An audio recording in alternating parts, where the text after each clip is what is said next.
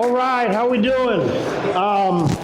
Okay, so first, I'm gonna end up talking a little bit fast, okay? We're gonna try to cover a lot, here to serve tonight. So I'm trying to put together as much information as I can for y'all in a short period of time. So try to stick with me. If anybody has any questions, we'll be around tomorrow. First, I wanna thank you guys. Without a doubt, this is probably the best crowd that I've seen and the best energy at any of the conventions. It's phenomenal. And that's because of all of you guys. This is clearly a group of people that are here to learn and here to get after it. So thank you guys so much. Okay, who else we got to thank? Well, the 108 Performance team, everybody back home, everybody that's been a part of this thing since its inception, especially all the coaches that affected me throughout my life growing up. And definitely couldn't be here without giving it up to the big man upstairs, my Lord and Savior, Jesus Christ. I cannot begin to tell you how much he has changed my life and how much he's sitting there waiting to change all yours. If you're on a faith walk right now or you're even thinking about it, if you have questions or you want to talk to me about my testimony, it's the most incredible thing that's ever happened to me in my life. My entire life has changed. So let's keep going. I never anticipated that things would have happened or panned out like this, okay? I love this game, and I've loved this game my whole life, and I wanted to create an environment where we could take players from a young age, and see them through, 12 to the big leagues, right? Get them early and figure out how to really help them, how to get them tangible results, not maybe, not I'm not sure. How do we understand that we're actually doing our job as coaches? So that's what we set out to do. And over the last 4 or 5 years, all the work and all that fruit, I've been working with Skeen since he's 13 years old. He was at my shop 5 days a week throughout high school. Seth Hernandez came in at 10, Noah Franco 11, Bryce Rayner 11, Ethan Schiefelbein 9, Billy Carlson 9. We have kids that are getting drafted every single year in the top couple rounds that all grew up together training at our facility. It's been a really incredible thing. At this point, we have over 20 former employees that are coaching in the professional ranks, a whole bunch in the big leagues as well. Donnie Ecker was actually the first professional coach that's ever reached out to me. We started our relationship in 2016. If you don't know who that is, go look. All of a sudden, the Giants one year, same average age, 34-year-old offense, same guys. All of a sudden, they won 107 games, right? Started hitting the snot out of the ball. Yeah, he was the difference. Right? And then he left, and then they didn't hit so good, right? As coaches, you don't understand what an incredible impact, what we can really, really have. It is so much more powerful than I think a lot of us even know. And I'll tell you this, I never anticipated this. I might have had visions for wanting to be a great baseball coach. I never anticipated working with NFL quarterbacks, MMA fighters, PGA Tour golfers, and getting them the same kinds of results that we get from baseball players. Well, let's go through the journey a little bit, try to run you guys through a background. So I'm originally from Long Island, New York, grew up in a military family, and I was obsessed with baseball from a young age. I mean, I decided that's what I wanted and that's what I was gonna do. I was collecting cards, playing the video games, watching the movies. Literally every part about it was just everything that I wanted for myself in my life. Even my twin girls, one of them is named after the stadium I grew up going to watch games at, and the other one's named after Pete Rose. Even the mustache I have. My grandfather, when I was 13, gave me a reprint of the first set of baseball cards ever made. Comiskey, McGraw, they all had these huge mustaches. And then in 15, when my wife asked me to do something for No Shave November, I saw that on my wall and I said, okay, I'm gonna try that. I spent 10 years growing up at an academy. I was fortunate enough to learn from ABCA Hall of Famers like Ed Blankmeyer and Bob Hirschfield, and it was such an incredible environment. It was so inspiring, and it gave me, it inspired that love and brought it out even more, right? And I knew that when I was done playing, I was gonna coach. I was never gonna do anything else. There's 3 things I've always loved. I didn't like showing up to class. I've loved baseball, fishing, and food. Those 3 things, I am all in all the time. I study them, I learn about them. I've been doing that my entire life, right?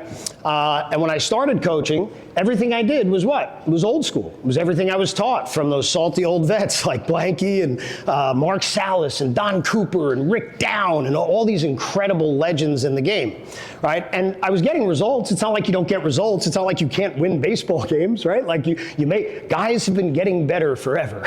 Good coaching has always been a thing. And there's always been some guys who see it a little better than everybody else and get players to do it a little bit better than everybody else. That's not new, right? But then I went to a convention and it changed my entire life because I got to listen to guys like Ron Woolforth and Don Slaught and Brent Strom, and here I am coming into it thinking, man, I've been studying this game my whole life. I know it like the back of my hand. And then I hear these guys talk about stuff like Bernstein's scientific principle, right? The body will organize in accordance with the overall goal of the activity. Wait a second. You mean if I actually try to throw the ball harder that I can? Literally never even thought of that. Literally never even thought of that. Was so busy coaching it the way that I was taught to coach it, I didn't even think to try to have them try to throw hard, right? And then Derek Jeter. I'm a kid from New York. I grew up watching Jeter, right? I learned from his hitting coach. I'm talking swing down, and then Don Slaught shows me that he swings up. I felt like I got hit in the face with a shovel. I've been studying this game my whole freaking life. It's been my everything my whole life, and how is it possible that I've been studying it with that kind of detail, learning from those kind of men, and I'm seeing that? Blew my mind, right? So for me, that's it, game on, okay? I don't know anything at this point. So, who's getting results and why? I went on a freaking rampage. I started studying and learning everything I could. Hitting, pitching, didn't matter. Movement, biomechanics. In high school, my superlative likely would have been least likely to read a paper on biomechanics or write a book. Like, what drew me to it was that now I understood it could help me figure out how to make my athletes better. And then I just went ham, right? I started with Tom House. I was, at the RDRBI Institute at USC back 2008, 2009, 2010. Then it was studying driveline stuff, Texas Baseball Ranch stuff, Wallenbrock, Lotta, Coupe de Rennes, ASMI, everything I could get my hands on, right? And I was like the conductor of the intent-based self-organization swing up train, okay? So for some of you that are having issues with guys doing part of that, yeah, that was me too. I'm sorry. 2010, 2011, 2012. But the thing is, the population of athletes that I had at that time, they were young. They were young. I was getting results with it.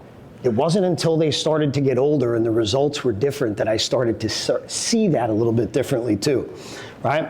So there's this thing called the Dunning-Kruger scale, right? And for me, I think it's more of a circle. Right? It's like you keep doing it in life, and it's the point where you realize that you don't know anything, right? It's like, here, I think I know stuff, right? And I don't, but I think I do.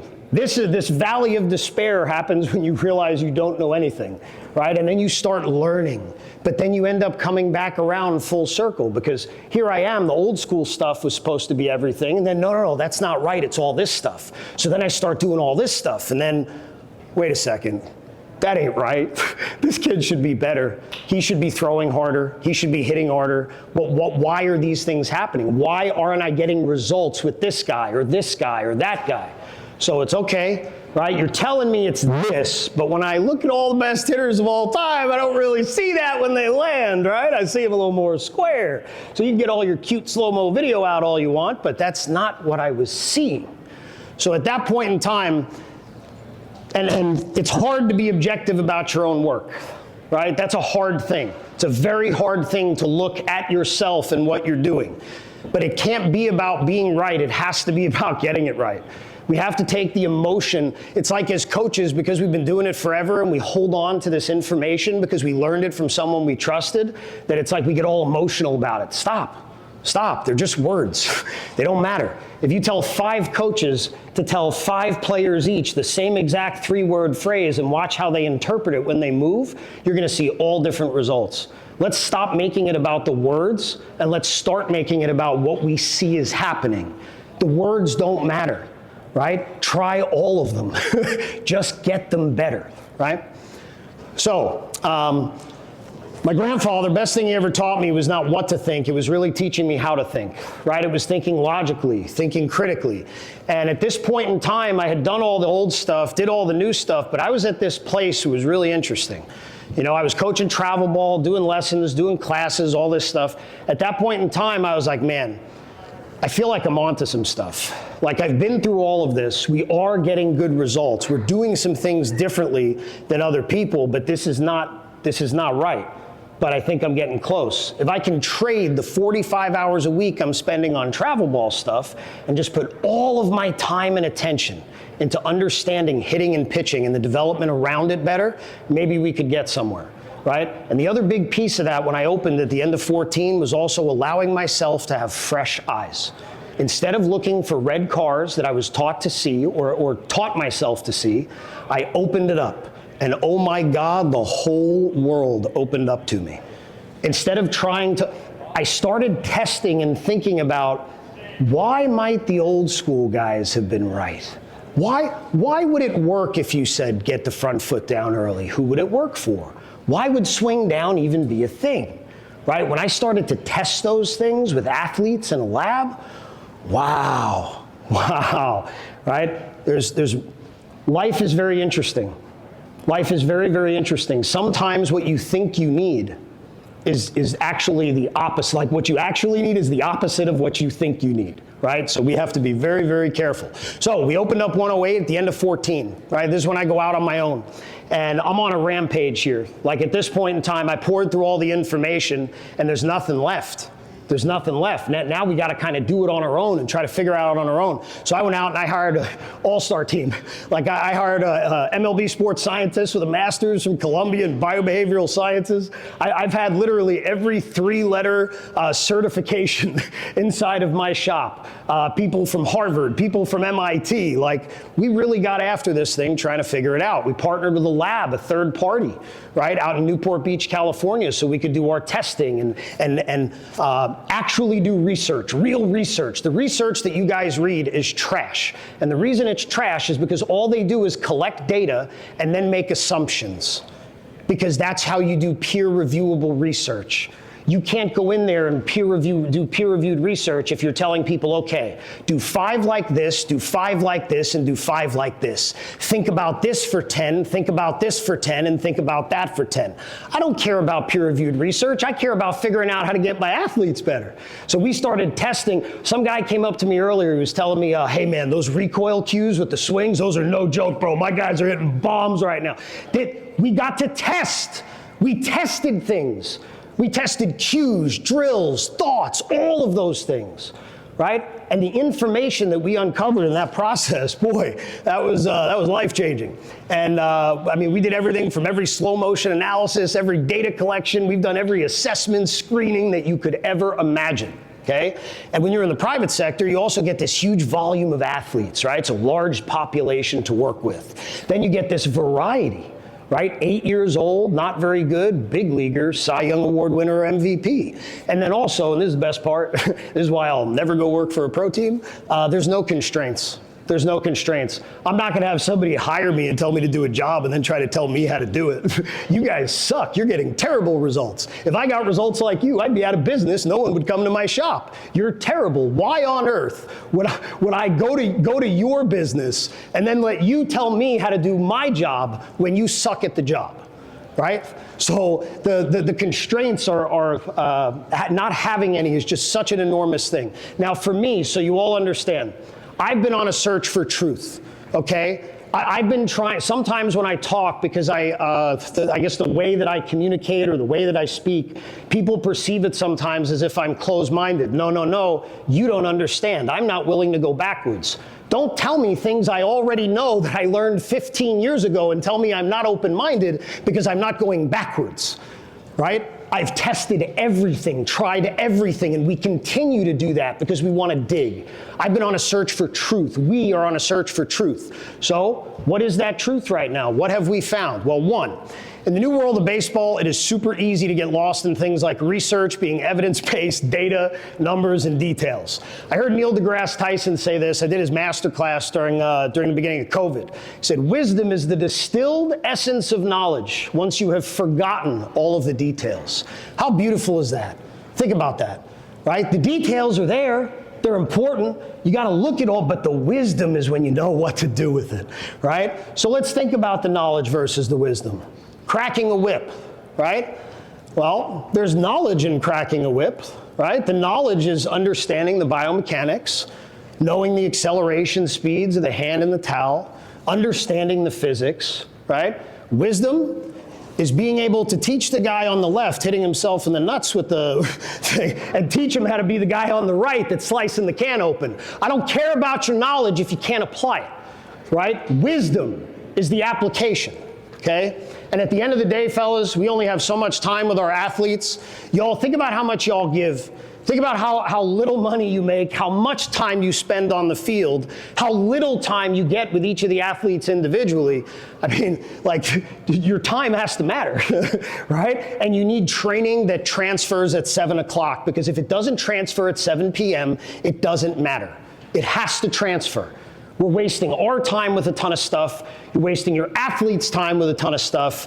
It's time to get to doing stuff that's actually going to work. And the real magic of this whole thing is in the movement, because the movement is everything. The movement literally creates all of the data. Okay, so now we're going to get into some of the movement pieces here. Right, so what I'm going to try to give you, when people do these, when people come to these things, and Lance Wheeler told me this a long time ago, he's like, Bleek, they just want drills. They just want drills. I promise you, okay, you don't want drills. You want an understanding foundationally of how people move, how they transfer force, and how you can learn how to line that up better. You don't want drills. That's not what you want. So I'm not going to give it to you. I'm going to give you what you need, or at least in my opinion, not what you want, right? So baseball loses $1.1 billion to pitching injuries over a 5-year period. Guys, we have to do something about the arm pain that's happening, and I can tell you right now it doesn't have to happen. we have years and years and years of data showing our athletes gaining velocity consistently over time and decreasing stress simultaneously. Gaining velocity but decreasing stress. Raise your hand and be honest if you think that as velocity goes up, you thought that stress goes up with it. Raise your hand, please.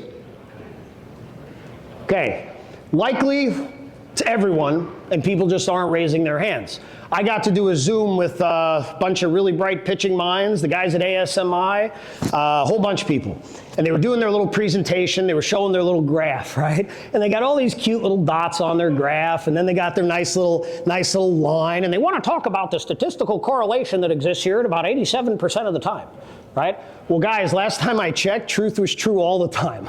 How about we stop looking at the statistical correlations and we pay attention to the freaking outliers? What is wrong with us? Like, how, so wait a second. So we're on this Zoom, and I'm listening to the guy give his presentation. He's like, as you can see, as velocity goes up, stress level goes up with it. So yeah, I did the raise hand thing. And I said, wait a second, let me ask you a question. So there are little dots over there on the side that aren't in line with your little chart. Does that mean that there are people whose velocity goes up and stress level goes down? Well, I could posit that if they improve their mechanical efficiency, that I could see a world where the velocity goes up and stress level goes down. I said, oh, good. I just wanted to make sure all my results weren't garbage. We've been using a lab the last 6 years, and we consistently see velocity going up and stress levels going down, right? There are specific things here. Let's get into them. So in the last 10 years, doing over 3,000 evaluations, right? Looking at, we were in Southern California. We had, 13-year-olds coming in throwing like 83, 84, 85, 86, 88 to 91. We had a really incredible population to look at, right? And these are the two things. If you want to eliminate arm pain in your athletes, the two things you need to pay attention to are arm path efficiency and deceleration patterns. Okay, what is arm path efficiency? Well, guys, watch. It unwinds like a spiral. It unwinds. It is a whip.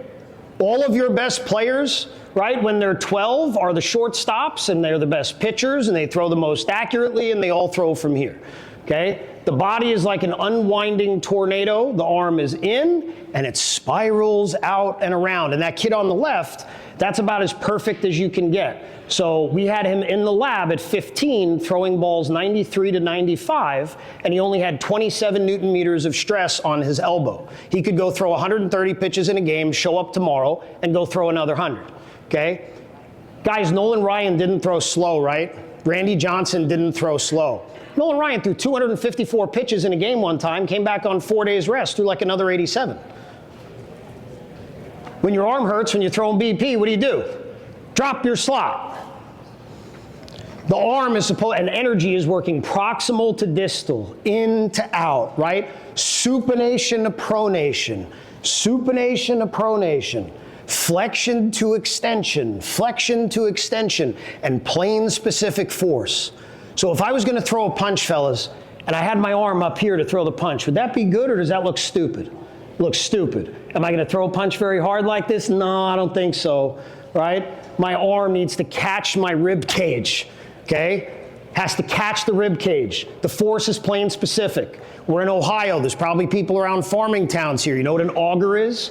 Yeah. Auger, right? Spine. We have to rotate around it. We have to translate the energy out from the T. Your arm should never determine slot. The angle of your spine should. Randy Johnson threw from here. His spine was upright. Aroldis Chapman has a really clean arm, right? He doesn't throw from here. Actually, he does. Actually, he does. He lands like this. He's arching his spine. If this doesn't match this, you have a complete loss of energy, which is a disconnection in the chain. The arm is going to drag, the elbow is going to lead, right? The arm doesn't work like this. That's not how it works. That's why guys get hurt. The arm works like that. It has to get released. It has to get released, okay? There's also a bandwidth, right? There's a bandwidth. There's an allowable bandwidth. Different people have different joint ranges, available slack, how and where it catches. It has to basically capture energy, okay? I have 18 minutes left, so I'm going to pump here. Throwing is not a natural motion. Yeah, that's trash. Little kids, all the problems are man-made, guys. If everyone shut up and stopped yelling at them in Little League to throw over the top, I guarantee you in 10 years, arm injuries would be cut by like 3/4, okay? These issues are man-made, and popular opinion is the greatest lie in the world. Why do we tell them to turn their back foot when they hit? Because they don't. Leave them alone. Why do we tell them to turn their hips when they hit? Because they don't. Leave them alone. Why do we tell them to raise their arm up and throw over the top when they throw? Leave them alone. The model is broken. In our brains, we think when they're young, we got to teach them, right? And then when they're older, they'll be fine. No! Flip it! God designed us for this. All of that, throwing is not a natural motion. Dog crap. We've been throwing rocks and spears and swinging sticks at animals and, swinging swords for a really long time. And actually, one of the most incredible things we learned in all of the time doing this is that the closest thing biomechanically to elite big leaguers is kids under 11 years old. The reason that we've been able to do some of the things that we've done, having kids come into us at 9, and then they're still with us at 17, and they go in the first round, and then they're still with us. That's because when they're young, we're not changing what they do really well. In fact, we're teaching them to have everyone else leave them alone. We're teaching them what to stay away from. We're teaching them to enhance the things that they already do well, rather than changing them. Okay, so this is the stuff that can't happen, okay? And I only have 6, I gotta say this. That's Mike Soroka on the left, okay? First rounder out of high school out of Canada. Dude's 94, 98, spotting up on a dime, nasty off-speed stuff. It was as effortless, pretty, gorgeous as you've ever seen in your whole life. His career has been injury-laden, and it has been disgusting. And it is the coaching community's fault. You understand? Look on the right. That's what he looks like when he's hurt all of the time. That was him in high school on the left. If pitching coaches in professional baseball kept their mouths shut and let the first rounder just do his thing, he'd probably have a couple Cy Youngs and no arm injuries, because that's about as pretty as you're going to see. Now take a look. See how he's striding close this way, right? First thing they did was tell him he couldn't do that anymore. So then he loses velocity, right? And now he can't throw strikes. So now they're telling him, oh, the problem's your arm slot, right? So now I got to raise my arm slot because I can't throw strikes anymore. Guys, the system, you can't look at it in isolation. If you don't feel like you understand the biomechanics on it, don't change it yet. Especially if you're telling people not to stride close. That's about the dumbest thing that you could do in the whole world. And I understand that's going to hurt a lot of people in here that think your stride line's supposed to be straight. It's not. That's bullshit. Go watch the best pitchers of all time and tell me that again. Deceleration patterns. This is going to blow some minds too, okay? I want you to think about something. We've always heard this thing, your body can only go as fast as it can stop. It never made sense to me until I understood it like this. If I have two baseball bats and I lay them on the ground at 90 degrees and I connect them with a little hinge of a door and I pick this thing up and I want to get this one to whip around and I do it the first time and it's like, you know, it's 71 miles an hour. And then I say, okay, I want it to go faster. So I just keep trying to go faster. That is a way, but there's probably a better way. If I really want this one to turn a corner real fast, all I got to do, gentlemen, is stop the first one. The faster you stop, the faster everything can accelerate. That's rotational rate of force development, okay? Slow is smooth, smooth is fast. Then you turn on the jets. The power in the delivery and the swing is not coming from your back leg. I don't care what you think. You're hanging out, letting it fall, and then the upper body's building it up, and wham, through the front leg into the ground, right? Pinning the leg between the ground and the pelvis like a pogo stick. All the guys that have trouble with lead leg blocking and coaching it, I did too for years. I had guys' feet up against walls, on trampolines. I'm pulling them with bands, trying to get their damn leg to stop. Man, it is not a strength thing. If they think they're supposed to move from here, it's impossible to get them to stop well because we're not supposed to move from there. Focusing on and improving arm path efficiency and deceleration sequences does incredible things. Let me show you what one of those things is. So the next slide is really cool. This is one of the coolest things I've ever seen, and this is one of the coolest projects we've ever had. There's a guy this year, and I'm going to say it on stage. I don't care. The big league organization knows we're working with him already. Like, cat's out of the bag. You know, he was good. He was good. He was good. He was a first rounder. He's first rounder. But he wasn't throwing like this. This is 98.7. Back-to-back days in December. 98, best recovery of his career, arm feels absolutely electric. Big league pitching coach called me the other day and said, Bleak, holy shit, can we get all the players to start teaching this? Because he's not pushing, it's not jumping out of the back leg, it's just learning how to let your upper body build energy as you fall and then slam on the brakes, right? It's about stopping. If you want the energy to go forward, you can't try to push it forward. Think about cracking a whip. You got to pull it back to get the energy to go forward. Touch your target. Well, how exactly am I going to reach out and stop at the same time? It's a thought. Reach is a thought. But then when they allow it to influence their patterns to the point where they screw it all up, that's no good. Right? Those guys that think those things, when you got that cue, you were 21 years old. You had thousands and thousands of hours throwing and building up those patterns. And then somebody said, think out front. And you're like, oh, yeah, that was nice. I got a little more ride on that. But you're not changing everything in how your system moves because it's already built foundationally. All right, okay, hitting, 11 minutes. All right, here we go. Baseball is a rotational sport. Let's keep this real simple, okay? Hitting is striking an object with a stick. Now, when we think about striking an object with a stick, there's only so many ways you can do it, right? And less that you can do it efficiently. The best hitters in the world rotate more efficiently with more force in smaller windows of time and space than everybody else, okay? Same. Lifting, pitching, hitting, even though it's a light weight, 2 pounds, 5 ounces, you're still moving a weight through space. So optimizing your body's positionings and how you transfer force is important. If somebody was doing a squat like that, you're not just going to let them add more weight to the squat, right? Okay, as a movement coach, before you can make somebody move better, you first have to understand what are good positions and why, how to efficiently move through those positions, okay? Same thing as a hitting coach, okay? Same thing. So, empirical observations. This is how science should go, right? Watch, observe, start there. So, Willie Mays. These are all interesting. Look at his back foot.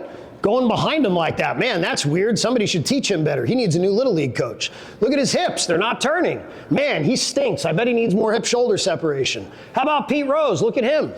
How about Dave Winfield? It almost looks like their bodies are contorted like this, like the upper and lower are going opposite directions. That's weird. Here's Manny Ramirez. Oh my gosh, same thing. Here's Frank Thomas. Oh my gosh, same thing. Here's Mark McGwire. Oh my gosh, same thing. Now, here's where coaches get in trouble. If you put them all on a slow motion video analysis from any viewpoint, are all of their bones lined up identically? No! Do they all have the same exact patterns of movement? No! Internally, is their system doing all the same things?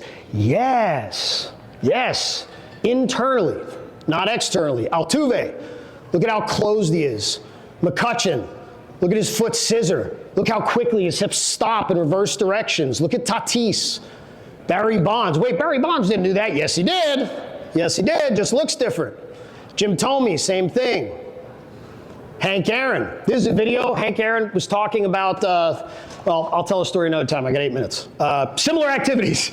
Rotation, force production, striking an object. His back foot didn't turn, guys. We need to get him a new Little League coach. Neither did his hips. Hey, that guy on the right sucks. That's Tiger Woods. His foot's not turning his body. Because that's what you're supposed to do. Oh, look, here's Mike Trout, hit one out of Topgolf. Oh, damn. Oh, damn. And by the way, guess what? None of them are staying back, gentlemen. They're not staying back. They're into their front. Their upper body is back. They are not staying back. Stay back is up here, not down here. Promise. Weight room. Oh, wait a second. He's doing that exercise all wrong, isn't he? Don't we need his hips to go like that? No, you're going to tear your spine. We have more kids with L5-S1 injuries now than ever before because you're trying to get them to yank everything up here with their pelvis. It's stupid. That's not how we move. Okay, look at these little kids. These are all bombs. Look at those patterns. The kid at the top in the middle, his pelvis recoiled and he scissored. He's 3. That's my buddy's son. That's the first time he ever swung at a moving ball. So next time you tell me that one of the players can't do that move, it's too advanced, remember that video for me. Now, how is the body designed to achieve the task? What are the first principles of human movement? Every single one of us walks like this. Opposite arm, opposite leg. You don't have to teach anyone to do it. Upper body one way, lower body the other way. That's how the body works. Okay? That's how the body works. It's the foundation to all human locomotion. Okay? Everyone that wants to talk about the legs, no, sorry. Okay? Once you see it, you can't unsee it. You will literally see it everywhere, in everything. Try kicking a ball as far as you can. When you start to really kick it, this is going to get across this, crack, faster. And it's going to stop sooner. The best in the world rotate against themselves and stop faster than everyone else. Okay, and when you watch the greatest of all time, you'll see how many start close, set close, scissor, or combination. Their upper body slingshots past their lower body. Remember the hips versus hands? Hips versus hands? Yeah, you'll see the hips go on video, but you got to get the hands to start the move and outrace them as quickly as possible. So all the old guys who used to say that, you were right, you win. There's a bandwidth. Reciprocal movement shows up differently based on joint ranges of motion, weight distribution, available slack in the system. What does that mean? Basically means our body's rubber bands, forget about the muscles, and we want our body to slingshot. Slingshot. Okay, everybody look up on the stage real quick. So, little kids, this is why swinging hard, throwing hard, very important, right? If you tell them what to do and they're coachable, they're going to guide, but their system isn't connected yet. Right? You ever notice how there's little guys that hit the ball far, not very strong? There's also guys that throw 100, can't squat 2 plates. Right. They're using their fascial system. They're letting the rubber bands slingshot, slingshot, slingshot from the end ranges. Okay? That's not using the muscular system. That's being a greyhound. That's what we want to teach. That's what we want to get them to do. And when you tell little kids to throw hard and swing hard, when they're 14, 15, start to layer on muscle, now you're going to be able to tone it down. They're going to be able to hit and throw just gas and tanks and make it look like the easiest thing you've ever seen in your life. I'm going to skip past this. So the upper body has to get across the lower body into impact. It is a non-negotiable, okay? So no matter what you do with your guy's swing, okay, if you got his little toesies lined up on the line and you're getting them like this in practice, but he goes in the game, it doesn't matter. If he has 56 degrees of internal rotation here, no matter what you're doing with his swing, he's going to keep going. Like he has to get to his body's end point to the middle of the field. Does that make sense? This has to rotate from around back here, right? And then rip across this thing in the direction it needs to go. But the degree of that is different for different human beings, which is why you have to test that, play with it, allow it, right? And all of that helps create directional force. Now, yeah, I kind of alluded to this. This is the last one. Guys, the upper body is the cannon. I want you to think for a second. Think about society right now. Think about all of the times we've been duped, okay? Think about all the times we've been duped. The food pyramid, really? You think cereal's better for yourself than banana? Come on, guys. It's true, right? The upper body is the cannon. What is the first exercise you want to do when you're a young man and you walk in the weight room? You want to get on the bench. But they tell you, you're wrong. No, you're wrong. Your feelings are wrong. It's your legs. But then you watch guys in the big leagues, and if they wear shorts and you took a picture, you would think he was like a 22-year-old female, okay? He's kind of good. So let's stop pretending that it's this thing over here when the evidence is telling us something different that we're seeing over here. The upper body is the cannon. We just misinterpreted all this stuff. Ground force, right? You read it at the ground. Force plates, okay? Do hitters and pitchers stamp the energy into the ground? No. There are literally coaches in pro ball telling people to do that because they see the force numbers going up. Do you know how moronic that is? Can't you just watch the best in the world and see that no one does that? Why would you do that? It's just cheating it. You have to take this, let it build up, and learn how to send it into the ground. The force comes from up top, it gets thrown in, right? Tom House, study, hip-shoulder separation. How did he do it? Had them all get on their knees. He found that everybody threw with roughly 80% maximal velocity from their knees. His theory was that it was because of hip-shoulder separation. No. We ran all the same testing. Throwing from your knees is amazing. You can also jump in the air and throw, and while you're suspended in the air, you can also throw with 80% of your maximal velocity, right? And the separation, drastically different, way more, which means the separation isn't the reason. And even those guys at Driveline, they don't want to admit it, but they kind of had to in a backhanded way because it's what their data said. Right? 80% of the force is trunk to arm transfer, trunk to barrel transfer.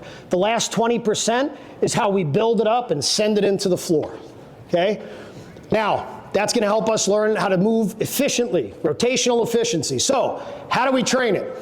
Well, we tested all this stuff in the lab and we started creating products and designing programs for all of it. We train rotational rate of force development in our athletes. It's our movement prep, it's our warm-up, it's in between the cage, it's in between the pen, right? You're training them to rotate faster with more balance than everyone else in the world. And Chase Dolander will tell you right now, and I have it all on video, right? We're putting out a big thing on it. Dolander came in on his third trip. He was sitting 92, 93, day one, right when he hopped in there. And he went and did Waterbag work with Tyler for 20 minutes, and he came back and he was sitting 97, 98 plus. Okay? Think about it. Upper body, rotate, train it. Yeah. Okay. Yeah, and then here, like watch the move there from the bag, look at the step across from Trout, look at the step across from the little kid, right? Those are movements are happening, they're telling us a story of how energy was transferred. And at the end of the day, this is a lot of differential learning with variability and specificity. So, all of these years, first part was trying to figure out how to what it was. Then it's how do we scale it, how do we teach it, how do we help other people do it. Guys, we have full team packages. Mosley mentioned Travis Tate. There's a little, Lincoln County in West Tennessee. They got like 6 dudes there now, mid-90s arms coming out of there, little program. They've been doing the training for about 5 years, okay? So we have team packages with the water bags. And guys, please don't buy Tidal Tank and think you're doing this. Tidal Tank is a brand that has nothing to do with baseball. They saw a product from the Netherlands they thought was good and they bought into the business. I started doing this back in 2015, testing it. We do all of the training behind it, and products are only products. Like, if they're not being used appropriately and you're not using, I watch a lot of people do a lot of stupid stuff with water bags that aren't helping them at all. Right? We also have full in-season, off-season programs for hitters and pitchers. And I swear, 30 minutes a day, 1 month, you will see the best swings and throws that you've ever seen. If you want balance, you will see more of it than you've ever seen. If you want lead leg blocking, you will see more of it than you've ever seen. And it will require 0 coaching. You can get them to compete, just follow the app, do the stuff, and the results will be really good. Now, if you want to learn how to get them even better results, which is, right, you can dig into playing with the angles and learning how to mess with that, right? Also, this is the best hitting product on the market, I promise you. Think about it. We're vesting the upper body, so the upper body has to learn how to recruit and deliver with direction. We literally see athletes put this on, PR, 7 miles an hour harder than what they were doing, and then they take it off, and a lot of them stay there. Big league teams are destroying them and eating them up. We're getting amazing. There's a big leaguer that literally started using it a month ago. He came out to a clinic that we did 2 weeks ago and wanted to know, like, basically he was hitting the ball 14 miles an hour harder, said it was the best his swing has felt since his MVP season. We never even worked with him. All he's doing is using the vest, okay, and hitting with it. Also, like Matt Libator this year. Go look at okay, if you want to see if this stuff is valuable, go look at Matthew Libator's numbers this year up until the middle of July, and then look at his numbers from August 1st through the rest of the season. In 2 weeks, he went up 4 miles an hour in his average and max fastball velocity, his charts, right, zeroed in, breaking ball better than before, right? He ended up with a .6 ERA the rest of the season. He's going to start this year. All right, guys, that's it. My time is over. Oh, we also have a coaching event at the end of the year. Bridge the Gap. Will's going to kill me if I don't mention it. We got books that nobody wants. There's our Twitter, all our information. And guys, thank you so much.